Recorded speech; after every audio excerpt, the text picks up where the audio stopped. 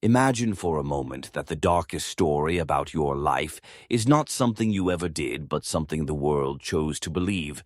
And no matter what proof you left behind, no matter how silent the truth remained, the myth grew louder until it swallowed your name whole. This is the weight that fell on a woman named Emeline Gurney, a name buried in the soil of Maine and dragged back into the light, not for who she was, but for what she was accused of. They say she married her own son. They say she died cursed and starved. They say she lived as both mother and wife. But the truth is stranger, more cruel, and far more revealing than any rumor. The whispers around Emeline were not born from fact. They were forged by hunger, by poverty, by the cruel machinery of social control. The myth became useful, a weapon to keep a community entertained and to keep women warned. In a time when silence was survival, the story of her shame traveled further than her voice ever could.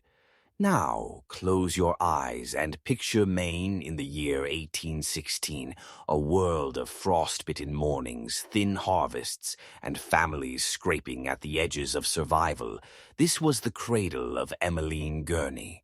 Her life already decided not by destiny, but by deprivation. She was born into absence, absence of comfort, absence of choices, absence of protection as the fourth child of a farmer with too many mouths to feed. She learned early that her value would not be in dreams or desires, but in labor, in endurance, in suffering. What came next was not a scandal, but a life eaten away piece by survival, and yet history refused her this truth. It would rather twist her into a parable than accept her humanity. For to the powerful, her ordinary pain was not enough. They needed her as a symbol, a woman remade into a warning. So when she died, the myth did not die with her. It grew stronger, turning her silence into spectacle and her life into a lie, repeated for generations. And now you, too, are entering the rabbit hole of this forbidden story, one of America's oldest and darkest myths. A myth designed not just to shame one woman, but to remind all who heard it that truth is powerless against the seductive power of a lie. The myth says Emeline was a sinner, but the records tell another story, the truth preserved in brittle census sheets and forgotten ledgers. Whispers something colder. She was never sent away at 14 to Massachusetts mills. There is no factory log with her name, no adoption records, no missing child.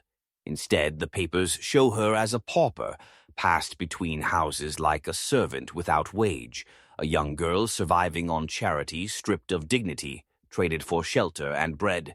Her youth was not stolen by lust, but by labor, not by scandal, but by survival. And yet, no one wanted that truth because the truth is quiet, while scandal sings. At 27, she married George Chamberlain, a widower with children of his own. Together, they had a son, Gustavus, who never left her side. He is recorded in every census raised in her home, visible in the paper trail of ordinary life. But the myth demands he vanish, that he be given away only to return as a stranger husband, because the lie is more gripping than the slow tragedy of poverty. George later abandoned Emeline, disappearing without reason. No court, no closure, leaving her with a child and the shadow of abandonment, a shadow that would later be twisted into evidence of sin, when in fact it was only evidence of cruelty. Decades later, she married again to Leonard Gurney, an elderly widower. Not a secret son, not a hidden past, but another lonely soul stitching life together in old age. He was born 12 years before her, yet the legend insists he was her lost child. Logic collapses against the weight of gossip, but gossip does not need logic. Gossip only needs hunger, hunger to point the finger, hunger to say, this is what happens to women who fail to fit the mold. Think about this for a moment. The documents remain. The ink does not lie, but the world ignored them, because lies feed the collective mind more than truth does. Her myth became larger than her body, larger T. On her grave larger even than her silence, so tell me, does that sound like just a mistake, or does it sound like control? Does it sound like a small town's cruelty, or the deeper hand of a society that has always preferred its women dead and damned rather than alive and ordinary? After Emeline's death, the story should have ended, her body lowered into the earth, her name fading into the silence of small-town memory. But silence was never her destiny. Instead, the myth grew teeth. It crawled out of the grave and spread from lips to lips until it no longer belonged to fact, but to legend. And the hand that carried this poison was a woman named Nettie Mitchell. She claimed to have seen Emeline once, just a bent shadow walking the road. But what she remembered most was not the woman herself, but the whispers, the stories that festered in kitchens and on porches. She repeated them, and with every telling, the edges sharpened. Emeline became a sinner. She became the cautionary tale that the town demanded. Nettie's tale transformed Emeline into a tragic heroine, a girl sent to the mills, seduced by power, forced to give away her child, and then punished decades later by unknowingly marrying him. There was no evidence, no records, no truth, only the hunger of a community that wanted a villain, wanted a spectacle, wanted a woman to stand as proof that sin always collects its debt. The more it was told, the more it hardened, until one day it no longer needed proof. It only needed belief, and belief is the most dangerous currency of all. Now pause and feel the weight of that. The facts were there. Gustavus alive, raised by her never hidden. Leonard proven older than her by 12 years, the census records etched in government archives, but none of it mattered because lies obey a different law than truth. They obey desire, the desire to warn, the desire to shame, the desire to control. And when the lie is useful, it becomes immortal. The woman is erased. The warning remains. I want you to notice something here and carry it with you deep into the descent. The myth of Emeline was not created to entertain. It was created to control. Her body became the battlefield. Her name became the weapon, and her silence became the proof. Once you see that pattern, you begin to recognize it everywhere. Because how many lives, how many reputations, how many histories have been twisted into warnings that serve power more than truth? Now, before we go further, I want you to anchor yourself. Comment the phrase buried twice. Buried twice, because once you write those words, you are no longer just watching. You are stepping into this initiation. You are claiming your place among those who see through the lies. The grave was not enough to hold her, because the world has always been hungry for a spectacle, and Emeline became one. In death, she was no longer a widow in a small town. She was reborn as a myth in novels, operas, documentaries, her life rewritten so many times that the truth became unrecognizable. In 1980, Judith Rosner released her novel Emeline, a tale that transformed the Maine pauper girl into a tragic heroine. A girl sent to the mills, seduced by power and ruined by fate. The bones of the myth were dressed in velvet and sorrow, and the book became a bestseller. Critics compared it to the great Gothic tragedies, Jane Eyre, Wuthering Heights. But this tragedy had no roots in fact, only in whispers. Then came the stage in 1996. Tobias Picker turned the myth into an opera, performed under the hot lights of Santa Fe, later New York. Emeline's silence was remade into music. Her suffering stretched into aria, her myth elevated into art, and audiences wept not for her truth, but for the story the lie had become grand enough to entertain. And that is the final victory of myth, when pain becomes applause, when erasure becomes beauty, when lies are remembered longer than lives. The cameras arrived too. PBS aired a documentary, Sins of Our Mothers, built on Nettie Mitchell's words, filmed decades after the fact. words that had no proof but carried the poison of memory. Millions saw it across America, and for them the legend was no longer a whisper. It was history, sealed in broadcast, preserved in national record. Emeline had been transformed from woman into symbol, from widow into curse, from forgotten pauper into America's oldest incest myth. Now breathe and realize what this means. A woman who lived and died quietly was stolen by myth twice buried, once in the ground and once beneath a lie. And yet it did not stop.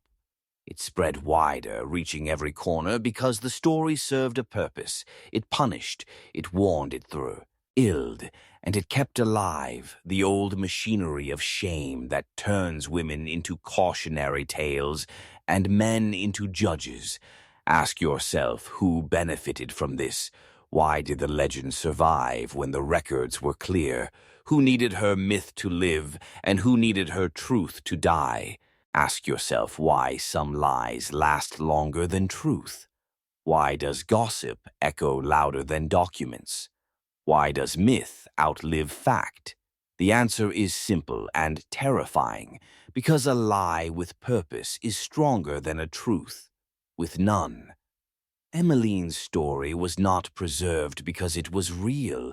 It was preserved because it was useful. It became a weapon, a ritual of shame, a lesson whispered from mother to daughter, from church to kitchen, from classroom to stage, and every time it was repeated, the truth sank deeper into the soil until only the lie stood above ground. This is not unique to Maine, not unique to Emeline. It is a pattern repeated across centuries. A poor woman becomes a sinner, a stranger becomes a monster, a town becomes the jury, and the myth becomes eternal. And you must understand this. Men have always known that fear shapes society faster than fact. Fear writes the laws. Fear fuels obedience. Fear maintains power. And so stories like Emeline's become currency. They teach obedience through horror. They control desire through disgust. They shape memory through repetition. Look deeper. This was never about one woman. This was about control, about turning poverty into punishment, about turning survival into sin. Her myth said to every girl, "You may be poor, but if you stray too far, if you dare to step outside the line, you will be punished not by law, but by legend. The town will bury you alive in a story you cannot escape, and that story will outlive you long after your bones have turned to dust." This is how societies enforce their invisible laws, not with swords, but with shame, not with proof, but with poison. Now see how this reaches beyond Emeline. Her myth is only one mask of the same beast. Think of how forbidden truths are buried, how institutions rewrite history, how entire nations cling to myths because the lie is easier to digest than the pain of reality. When you look at her, you are looking at the blueprint of control, the machinery of manipulation hidden in plain sight. This is not folklore. It is a weapon.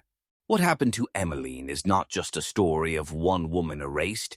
It is the reflection of a system that has always thrived on distortion, because power does not need truth to survive. It needs narrative, and narratives can be built from silence just as easily as from words. Her life was rewritten, not because the people of Maine believed it, but because institutions understood its value. The church, the schools, the media, they all fed on stories like this because they reinforced control. They created boundaries around behavior.